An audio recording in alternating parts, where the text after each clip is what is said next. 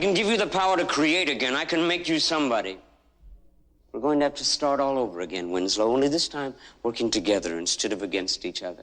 The time for your sound is now. People are going to want to hear your music. I mean what I say. Tomorrow I'll put a whole new group together who'll do your songs your way. You don't have to believe me. Come to the auditions and see for yourself. Trust me! Hello, listening people. Ooh. Hello. Hello, Bartek. How are you doing? Good, Ryan. How are You sound like Dougie from Twin Peaks. Hello. Oh, that. But I was going hello, though. Hello. It's Swedish Dougie from Twin Peaks. Hello. Listening people. It's like whenever you see in, like, text, like, oh, this character's elongating something, but it changes the word. Like, oh, this guy's elongating the O, so it turns into ooh. Ooh, baby, we are here today on Spit and Polish to present to the listening people our coverage of movies, and we have that under the name Pictures Powwow because we love to have a bit of a powwow about certain pictures. Today, we are covering a picture. No, not the type of photographic image, but the moving kind. We didn't find this on Google Images. Although, I think if I looked it up, I could find a still. Or two, or three maybe. Well, let me know when you do all the social media stuff for this episode. I will indeed, but we are in a very special time of the year because it is spooky month. The month of October, we take the time to select and cover and go over movies that have that certain October feel, whether they be directly horror genre related or supernatural or just have a gothic vibe or whatever the case may be. Like, I don't know why, but when we have to go through this era of the year, like this, in America, the fall, there's a certain thing about, say, movies and shows and music where you don't have to tie it necessarily down to horror. Horror is just the go-to, but it feels right to still cover a movie like we are today, which is the Phantom of the Paradise, which is not a horror film per se, but it definitely oozes this time of year. Yeah, horror elements. Yes, it's playing with Darker a lot elements. of familiar beats of classic monster movie stuff. The Phantom of the Opera, the gothic, the tragic, and it was my selection this time. I chose Phantom of the Paradise, the Brian De Palma movie, with songs written and sung as well by Paul Williams, who is an acclaimed musician, singer-songwriter, and he's an actor too, and that will be relevant because he's one of the leads of this movie. In fact, his top billed of the actors. I can see that, yeah.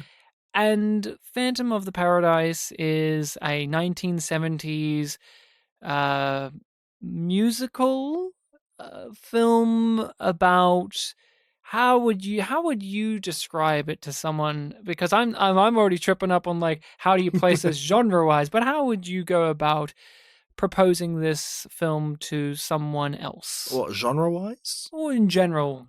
It's a dark sort of musical about a man who is unjustly thrown to rock bottom. He becomes a sort of Phantom of the Opera type character who is torn between getting revenge and still furthering his artistic endeavors, kind of thing.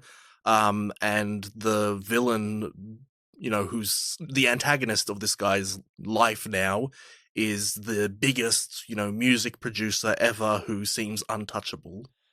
The lead character is a struggling composer, writer.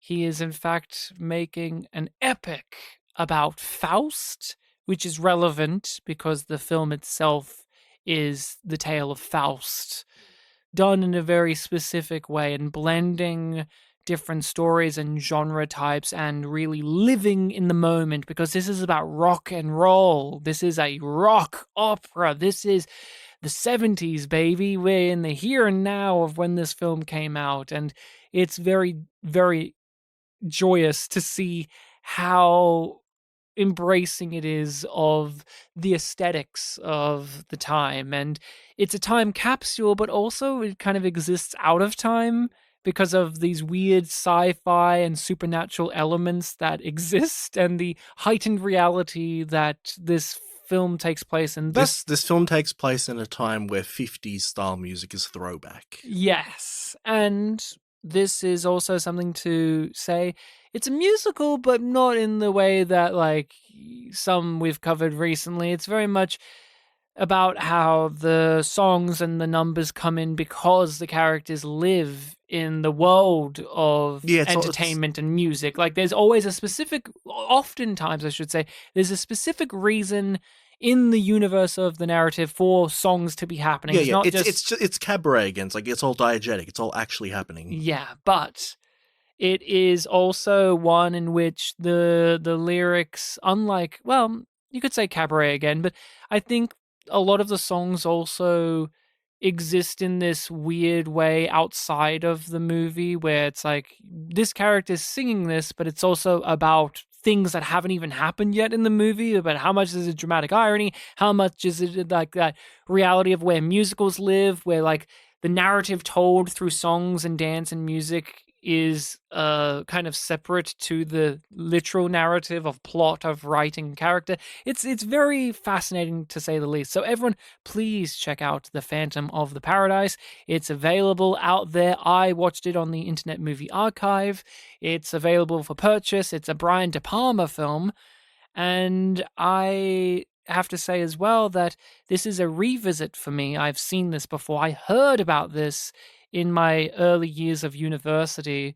I've always been a fan of Brian De Palma, but I must admit I haven't watched as many of his movies as I would like. I am a lover of Carrie. I think that's a really great movie, but it's also one where it's so synonymous in pop culture. And I've also read the book of Carrie, so I have like this weird mashing up of that movie and the book. That was the first Stephen King book I read. I think it's one of his first, in fact. But with Brian De Palma, there's so many different flavors of him as a director, and yet you always know it's him because he has a certain audacity, a certain flair, visually speaking. He loves a split screen. He loves these big, giant set pieces. He loves having those kind of blurred edges to frames. He just loves having checkerboard floors. He loves having big staircases. He loves all of that stuff. He always has those in there. You know, I'm not actually all that familiar with like a lot of his filmography, but a lot of the things you mentioned there, obviously I've mentioned many times in the podcast, like in year 12, I studied The Untouchables. And a lot of the things you listed there, like, oh, yep, I remember those. Intense close-ups, negative spacing. The train station scene, basically. Yeah. Yep, it's all there. But I recommended this because it's the year of musicals on the podcast, and I thought, what's a musical that would fit in for Spooky Month that isn't the typical picks? Like, it would be so easy to do the Rocky Horror Picture Show, but not enough people talk about The Phantom of the Paradise. I mean, people do, but it's always one deserving more conversation. But Bartek, you've already given us a hint of things in terms of your relationship and knowledge. You aren't that deep into the well of Brian De Palma's work, but had you heard of this? Had you seen this? Were you aware of this film? No, not really. This was one where throughout the week I would have to just keep looking up what the title was again, and it would always just be like, oh, I'll look up Brian De Palma, look at his filmography, and I'll remember the title when I see it, that kind of thing. So yeah, I didn't really know what I was getting into for this one.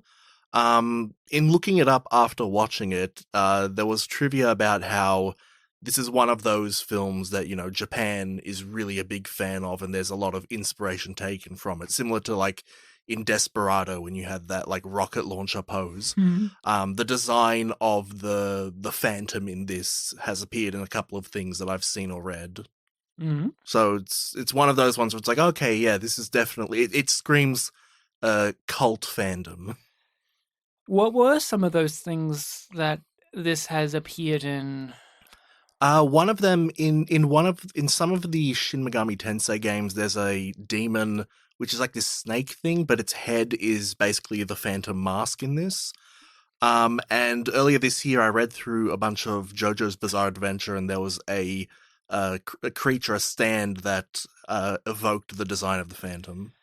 The Phantom design is amazing. It's just so singular, but it also, you can tell it has like a lineage, because Phantom in the title makes you think of Phantom of the Opera. At least it does in my mind. And the film leans into that very much so. This is this filmmakers or this storyteller's take on that, as well as Faust and several other things. But it is a specific design. You mentioned it coming up in Japan. In a weird way, when I was watching it last night, maybe I've got a bias because my wife has been very much into Persona 5. Mm-hmm.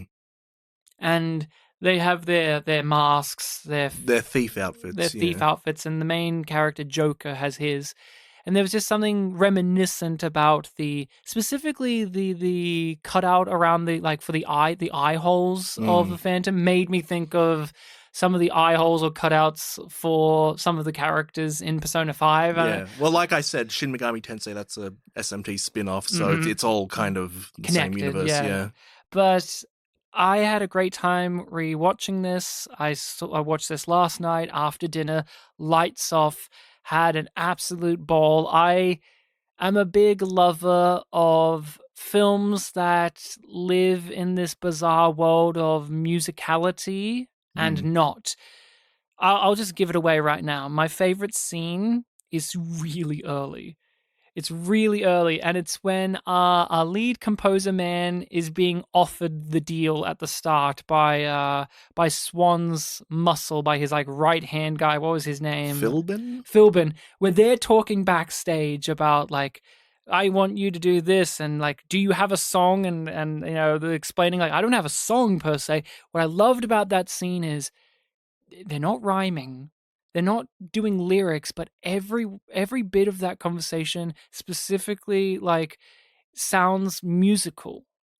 There's music in the background, there's a rhythm and a beat in the background, and they're matching it constantly. It's like they're singing, but they aren't. They're not rhyming. They're not actually vocally singing. They're just speaking in a very specific and unnatural way to match the musical rhythm in the background. And I loved that. And the movie did that so much throughout, where even if we're not in an actual song, many moments are living in this musical reality, even if it is just plain old dialogue. You have a moment about halfway through the film where it's kind of stuck between the two realities. It's when the Beach Bums are singing, and one of them is having a conversation with Philbin again.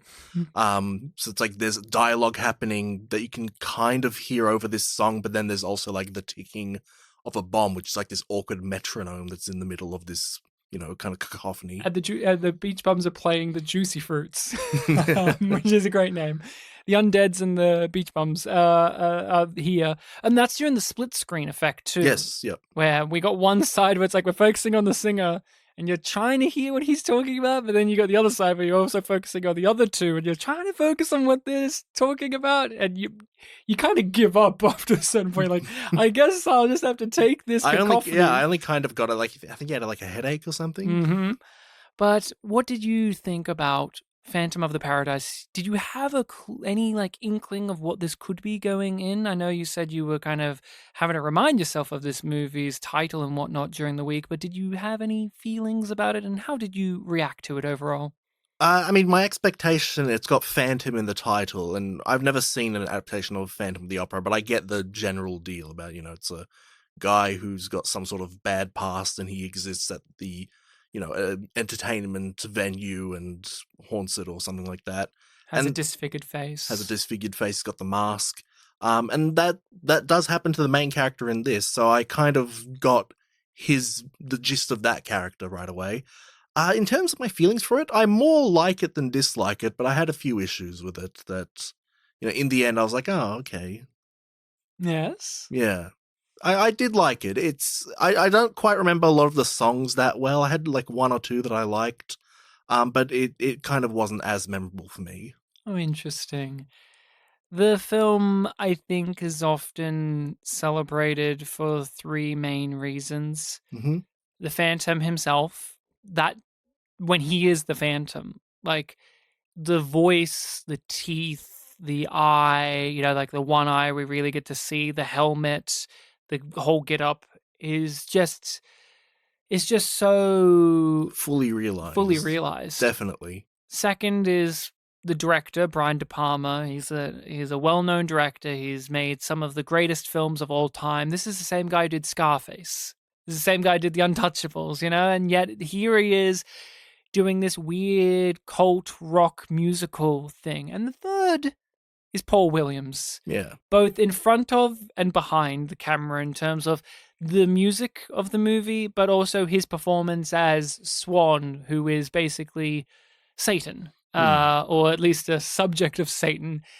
And those are the three big takeaways of it. There's so much else, of course, but those a are lot of the lead performances I would probably group with them too. I enjoyed a lot of them. Paul Williams feels like he's from another time and another world. There's just a beautiful disconnect because he's this tiny guy. He's a little man, and he's got this absurd hair. And he's got this weird face, and he's got this really elegant voice that comes out of this mouth that it just doesn't feel like it matches, but it does at the same time because he carries himself in such a specific way. And he's in the movie overtly a creep, and he acts malevolent, but he's treated as the most gorgeous, sexy, awesome, powerful force that's ever existed. Everyone loves him. And I just think that Paul Williams manages to embody all of these contradicting elements and sells it. You buy that this guy everyone loves, but he's also someone to fear. You just buy all of it. At least I did. No, for sure.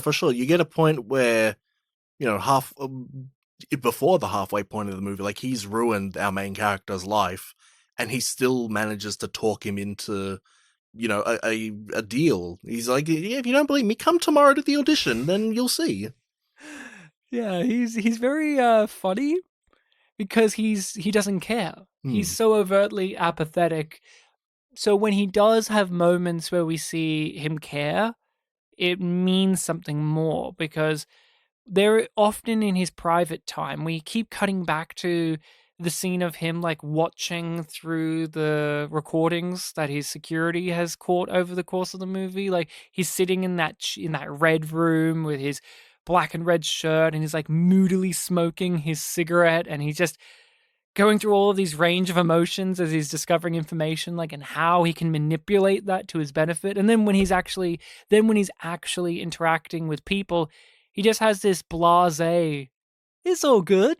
You don't believe me? Come back tomorrow. Oh, you've got a magnificent voice. You want to sell it to me? That's amazing. This fake smile constantly on with these perfect white teeth. He's great. He's such a smarmy guy, but you want to watch him because he's so different. Look, I mean this as a positive, but Paul Williams is he has a very peculiar look and sound to him that makes him important. That voice is so beautiful and elegant, but he himself is a strange looking little guy, but it all works in his favor. It all works in his favor where you're you can't help but want to watch and listen to him at the same time. Yeah, even his first appearance, was it during the scene with all the women on the bed, or did you? That's when we first properly, see his physical form. Yeah, see his face. Yeah, because we have moments where we see his hand and him talking to people and him pointing, but that's where we get the money shot of here's what he looks like, everyone. Yeah, and like you said, he's got this very deliberate design. He almost seems angelic when he appears. He's got that blonde hair. He looks super confident, and he dismisses our main character, get this fag out of here. And, it's oh, okay, this guy has a bite to him. He sure does. He has, he has all of these things, this angelic quality, this devilish quality, this vampiric quality to him. He feels like he's a character straight out of A Clockwork Orange. He's got all of these wonderful assets to the character that work because most of his stuff is implied. You don't need to see him do any crazy powers or shit to prove that he's powerful. He just has to stand there and look at you, and you're like, that's a powerful man. He's got away with words. And just looks. Paul Williams is an actor that I like a lot because he's done like 100 things, but I often think of him as like someone who doesn't do that much acting, but he does a lot of acting. But he's a musician, like he's a singer-songwriter. He's written some great songs. He did Rainbow Connection. That's what he wrote. The Oscar. It was a winner, wasn't it? I think it was just a nominee. A nominee, that's right. They wouldn't let that be played at the Oscars because they were embarrassed by the idea of Muppets singing. Oh, really? At the Oscars. Yes, that was a big thing back in the day. That was one of the only times, I think, where an Oscar-nominated song wasn't played at the Oscars. And it was simply because, we can't have the Muppets sing at the Oscars. Yeah. Who likes the Muppets? That's how much time has changed. Mm. The idea now of saying no to Kermit the Frog is absurd. Mm. Kermit the Frog was in that Masked Singer show. That like game show, reality, like singing competition show where they have celebrities in these over-the-top outfits where you can't see who they are and you have to guess who's singing. They've had big celebrities, and one of the times was the singer was Kermit the Frog. And it's like, and everyone cheered. You have to watch this video of like Kermit the Frog being unmasked inside of this big snail costume. And Kermit just comes up and you hear the crowd instantly cheer. They're all so happy that it was Kermit. They're like, oh my God, it's Kermit the Frog. Oh my, holy crap. Was he singing in the Kermit voice? Yeah, kind of. Okay. He didn't last long. Like, I think he was like the first or second kicked out of the show. But everyone was like, "Oh my God, it's Kermit the Frog! Oh my God!" But people still didn't expect it to be Kermit the Frog because why would they have a puppet compete? But it's like, well, it's not a puppet; it's a Muppet. Yeah, we all live in a world where we accept Muppets as like people that can host things. There's a bunch of fun interviews where I think it was like John Oliver talking to Seth Meyers about how so many people have done bits or skits or interviews with Muppets, and like they genuinely buy into the fact that this puppet is real, a real person, and the person on the floor who's got their hand up its ass just doesn't exist. I think Kermit did a TED talk one time, so that says everything you need to know. That does. I didn't know that. Let's get back into Phantom of the Paradise. Talk to me about stuff that piqued your interest of the movie. What did you enjoy? What stood out to you? In the course of the show, I've recommended a fair few, depressing films like The Hunt, things like that. So having a story where the first part of the movie, the main character's life just falling to shit, unapologetically, and his life just getting ruined, like that really grabbed me. Really enjoyed that. And this film can be pretty funny at times. It is a dark comedy. Him getting sentenced to life in prison, the cut just immediately from him on the ground to him guilty, and then just quickly into the prison, that really got me. A lot of the film's sense of humor really did work for me. Yeah,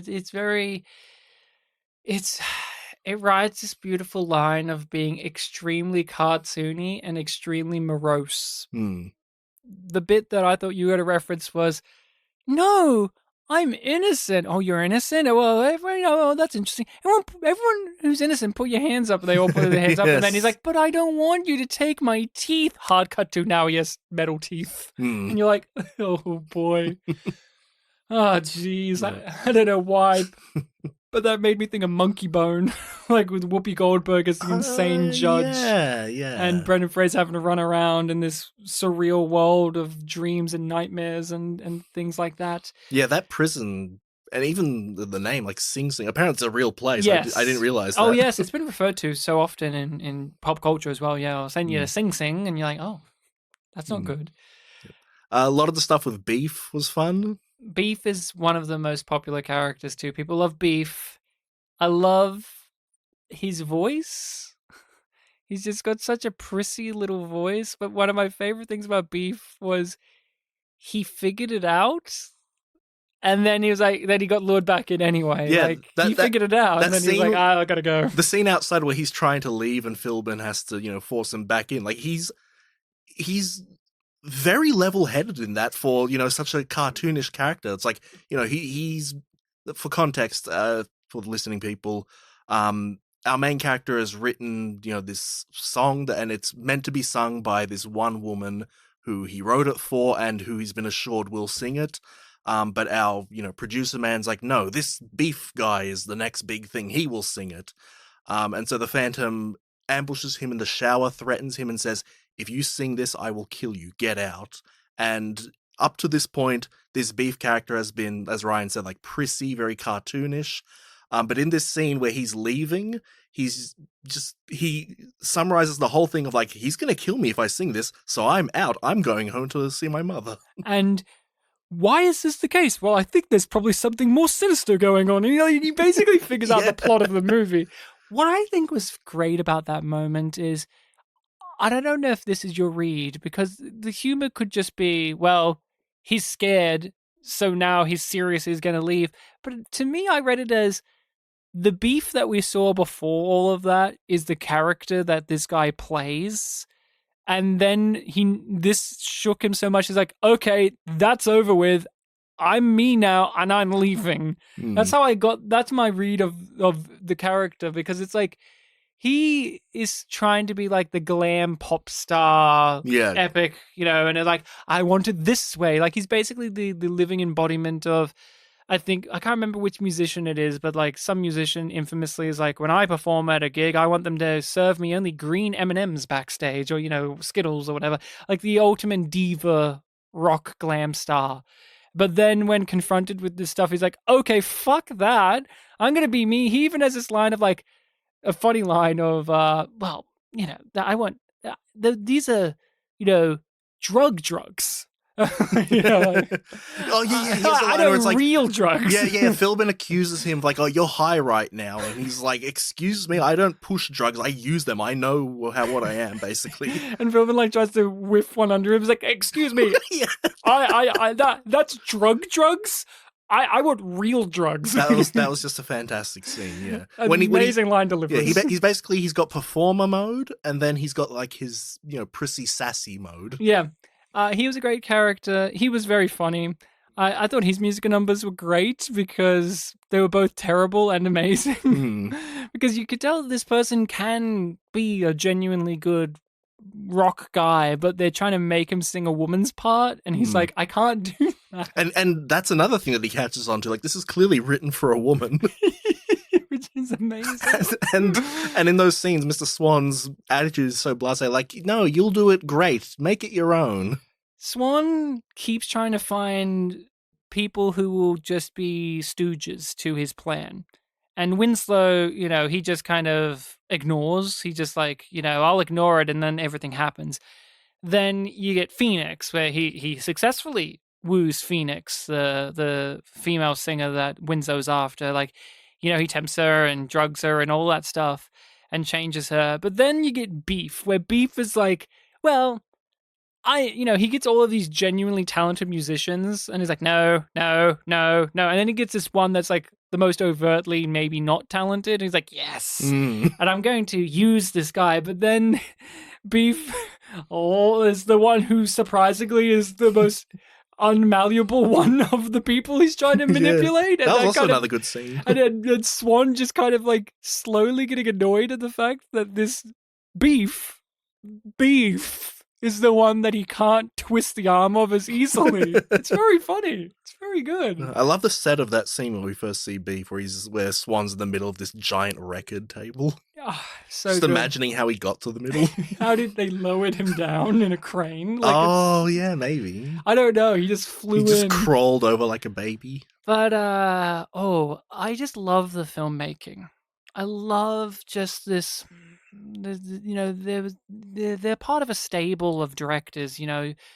there's an infamous photo of like I think it's like Brian De Palma, George Lucas, Spielberg, maybe Scorsese's there, Francis Ford Coppola, like these 70s film student filmmakers who are like, I'm going to make my movies and I'm just going to do what I'm going to do, and they became the best filmmakers of all time, or like successful, and they all went on their directions career-wise that are very different to one another, but they all came from this point. And I just love the madcap nature of this, because you get all of these audacious techniques like these fades, these cross cuts, these split screen effects, the vignetting of the camera, intense close-ups, real far away shots, but handheld, or like they're just running with the camera, or the physicality that they're making the actors do that are so overtly unnatural that it makes you think back to silent movie era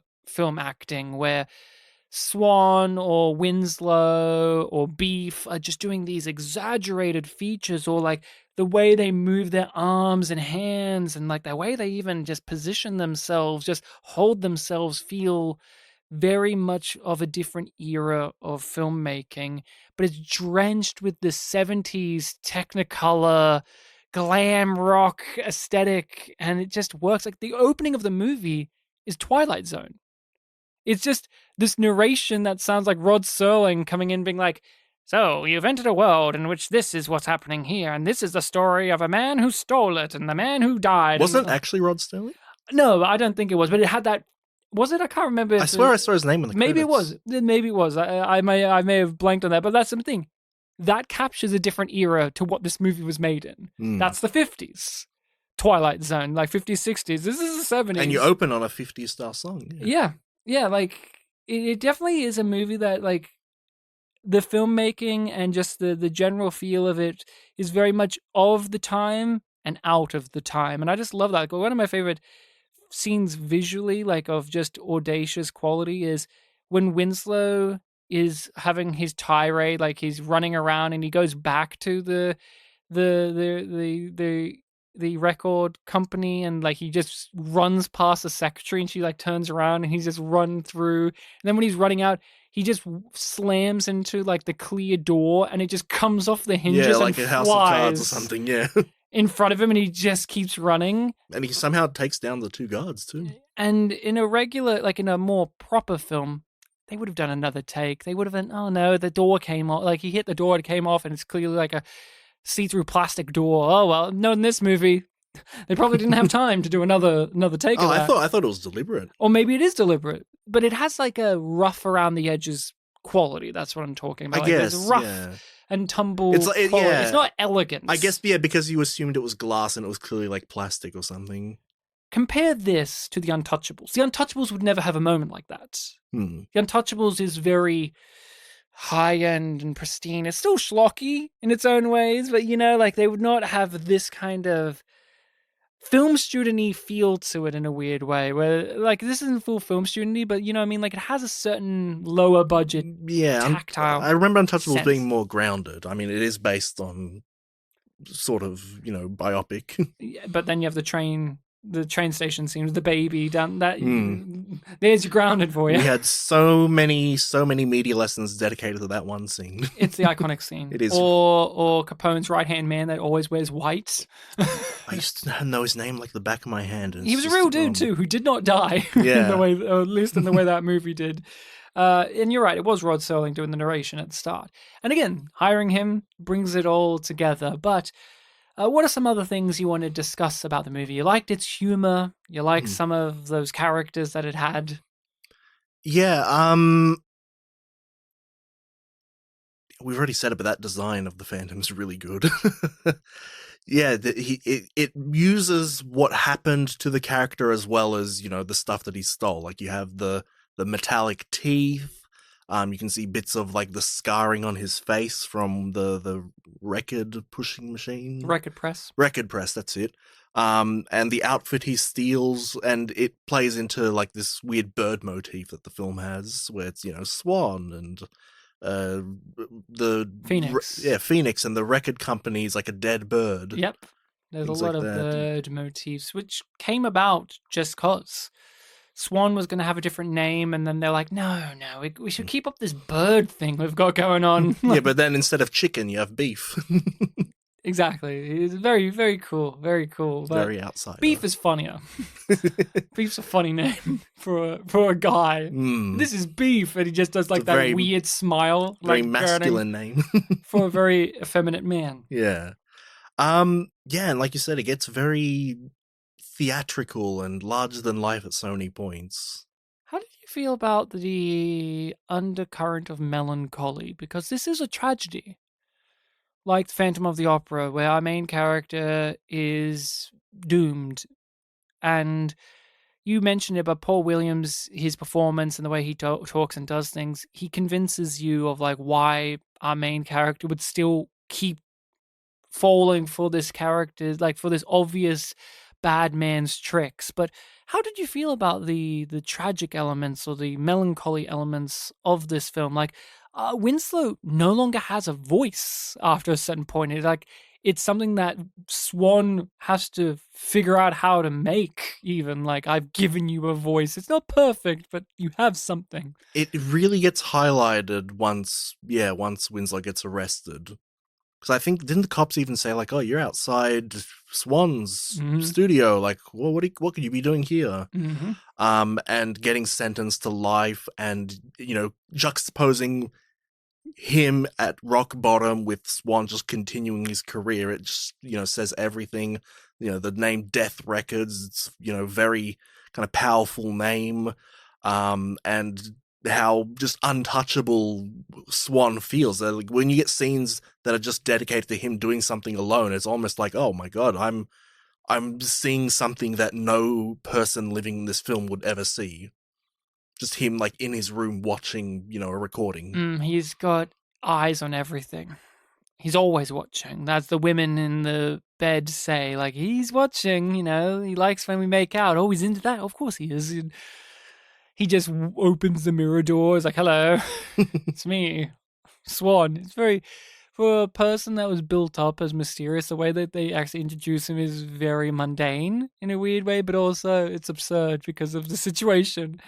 I like the overall melancholy because the music brings it at times.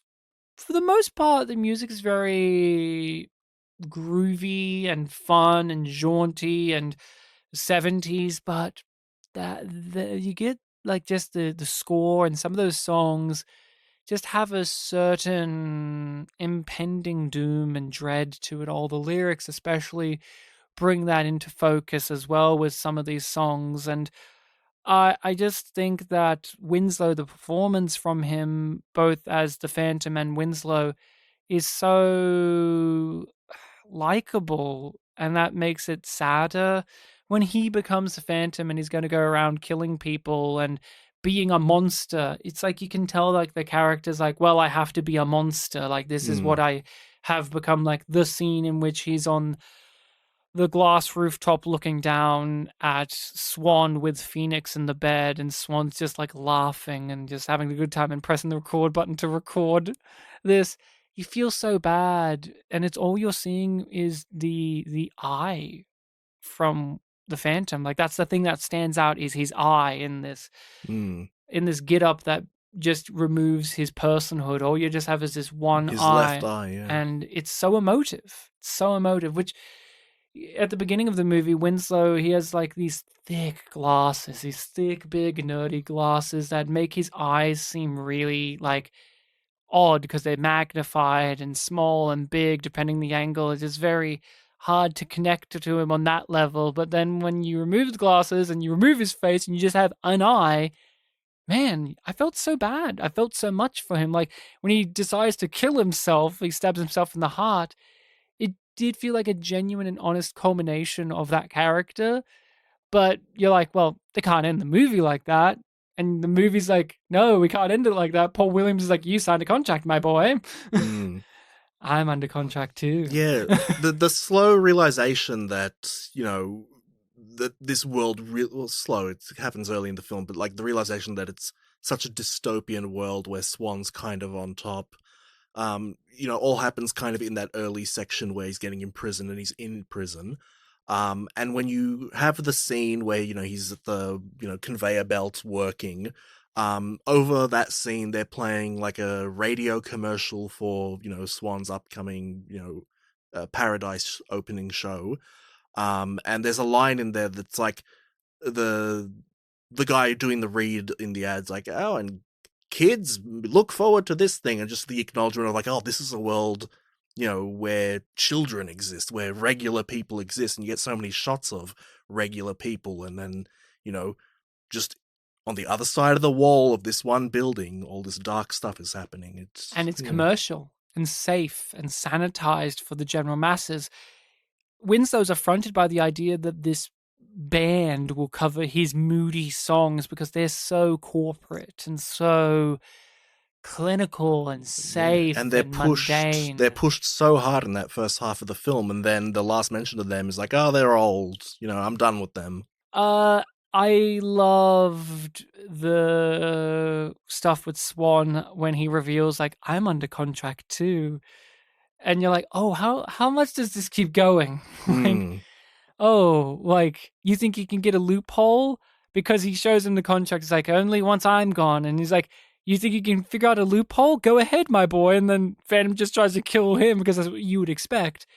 Doesn't work. I'm under contract too. And Yeah. it was a great escalation of the drama. I like that idea, but I think that's kind of where my mixed feelings come in with Why? this film. Because I like it in concept, but it's introduced in the last 15 minutes. It's like right at the end. But what's the issue with that per se? Because the reveal of it is Swan, like Winslow, was a regular person who has signed a Faustian deal and has gotten, that thing that he wants, and he's fine with it. Like, Swan's fine with it. I don't know. I didn't feel like. Why do you feel like that's a problem to reveal later on, when in a way it kind of feels like the whole film is building towards that being the obvious thing? I guess that's what I meant by, like, maybe on a rewatch I would appreciate it a bit more, but it felt like up to that point I, like, got the film. Like, okay, it's kind of like a Phantom of the Opera kind of story about trying to take down, this, untouchable kind of guy. But untouchable in the sense that, like, I don't think, what's his face, the Phantom ever, like, directly went for Swan. It's like he was trying to take down the show. He took down Beef, but he never made like an attempt on Swan's life. And you have that moment, in the reveal where it's like he stabs him. Well, he tries to kill Swan as soon as he could, and then Swan's like, "No point trying to kill me, my boy." And he makes him insecure.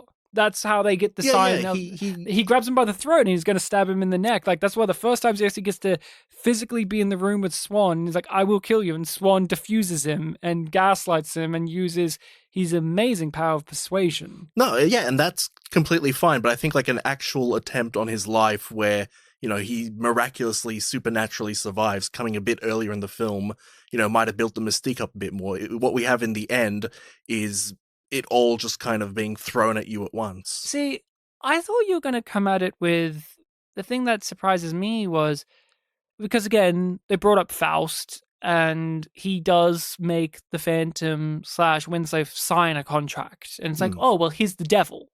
That was my interpretation when I watched it first time, and I almost forgot until, a bit way through. I'm like, oh, he isn't the devil himself, kind of.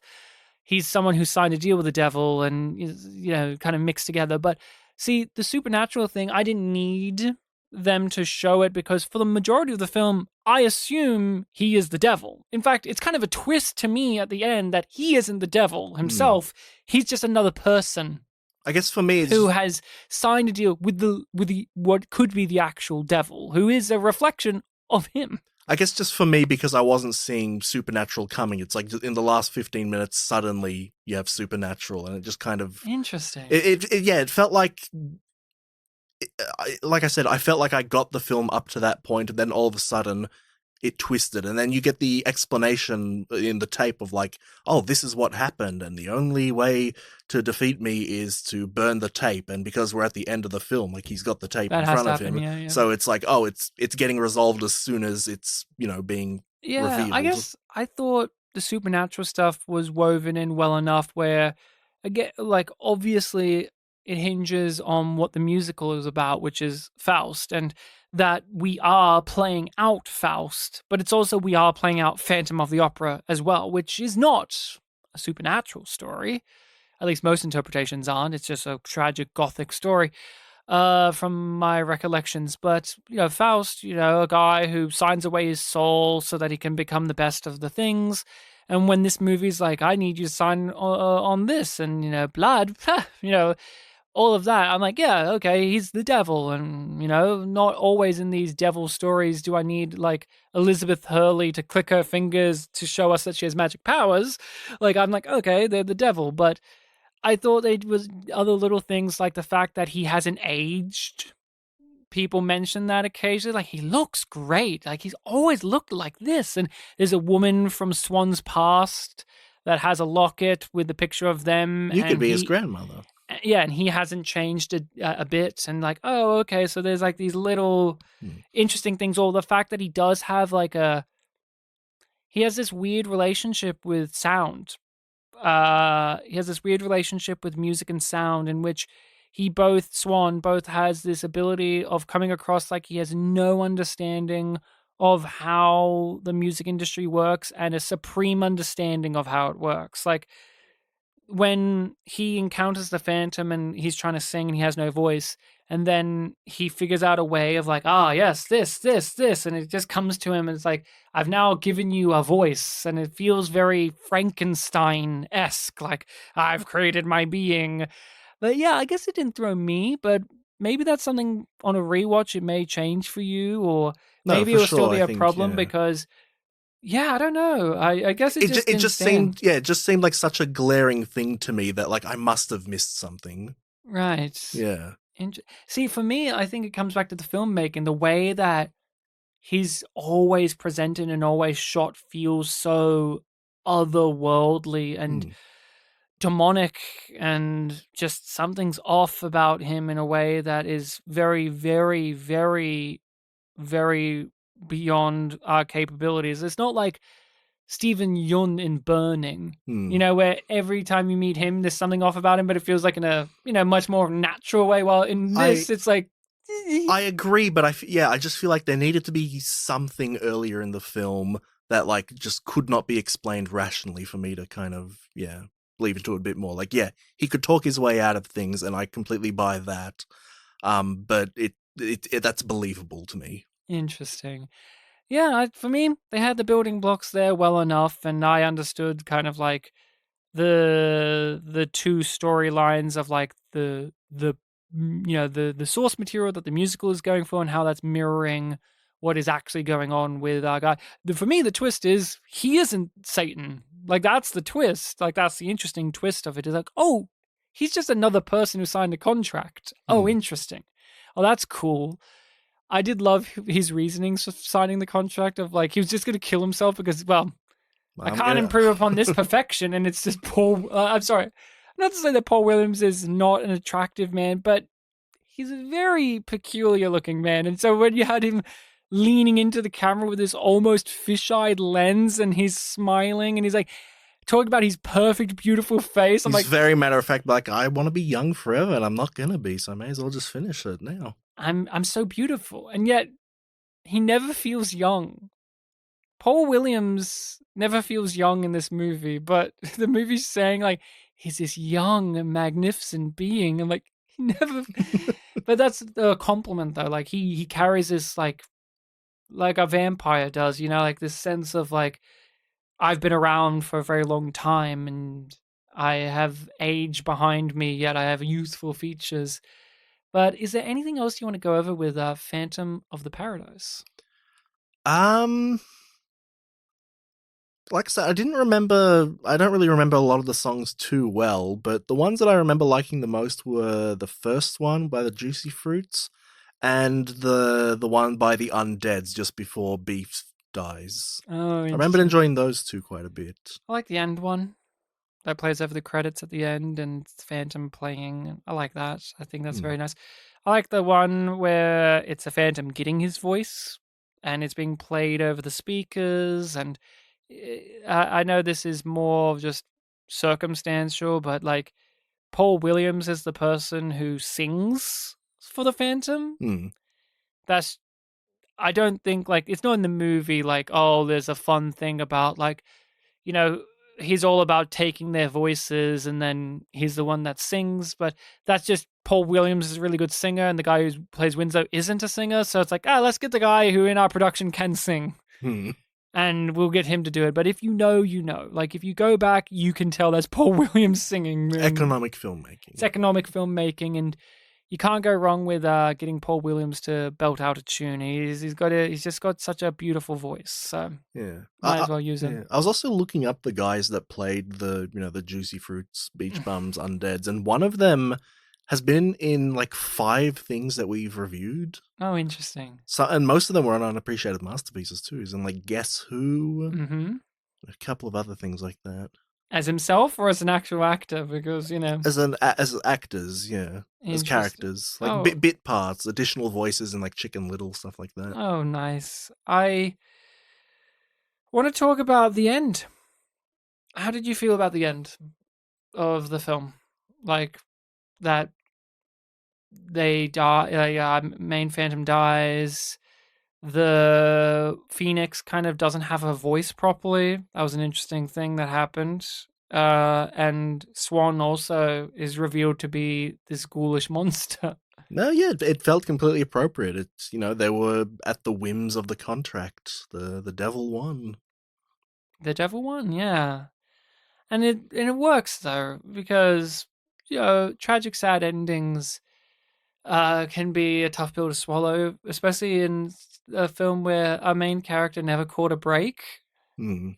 You want them to catch a break, but then it's a story about how he did at a certain point fuck himself. So all he could do is kind of redeem himself through being able to take down the person that's screwing everyone else over. Phoenix, we didn't talk about her as a character very much. What did you think about her? I mean, she's absent for quite a bit of the film. I mean, she's in the background, I guess, but yeah, Swan puts her there. She does, yeah, literally backing vocals. Yeah, she was fine. I liked her singing. She's a really good singer. She's a well-known actress for genre films. She's the lead in Dario Argento's Suspiria. Mm-hmm. Jessica Harper. She's good. She is a very and she's on Shock Treatment as Janet. Oh, you don't say. Yeah, I do not say. Yeah, she's done some Spielberg stuff as well, like Minority Report, and yeah, she's still at it. She's still working today. She's great. I like her in the movie well enough, but I do find it a bit unfortunate that her part is very.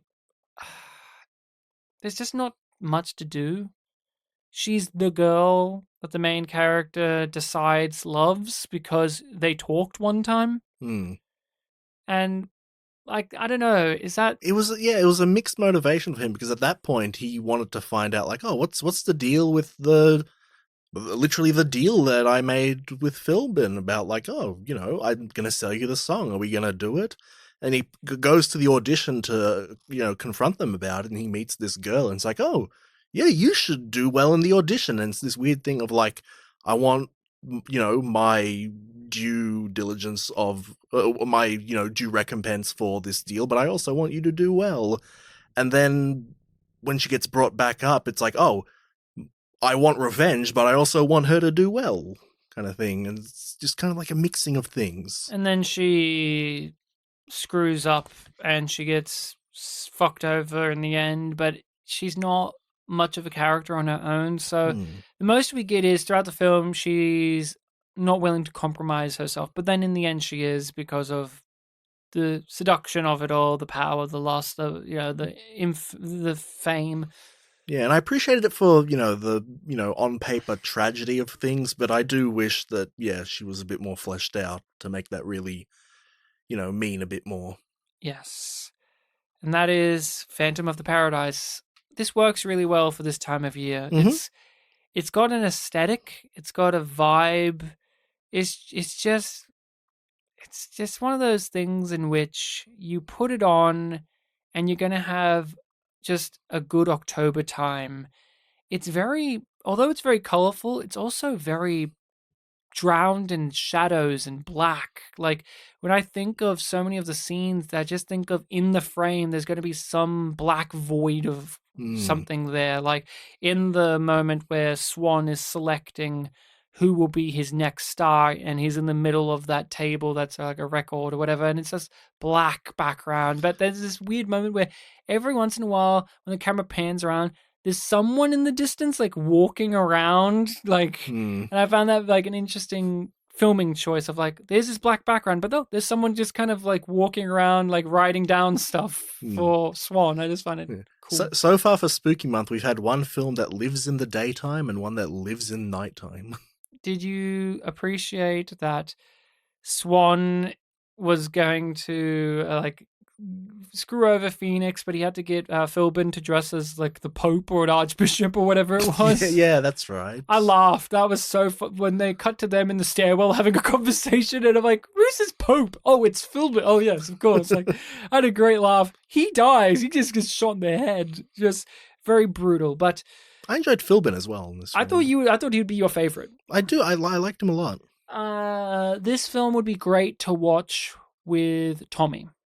I thought about Tommy a lot during it. Just that kind of, this isn't as overtly music. Like Tommy's an opera for a start, but like this, Tommy's mostly singing. Yeah. This just, I think, film wise, they lend well to one another. That very abstract 70s style where a lot of the shots in this and in Tommy you would never get now.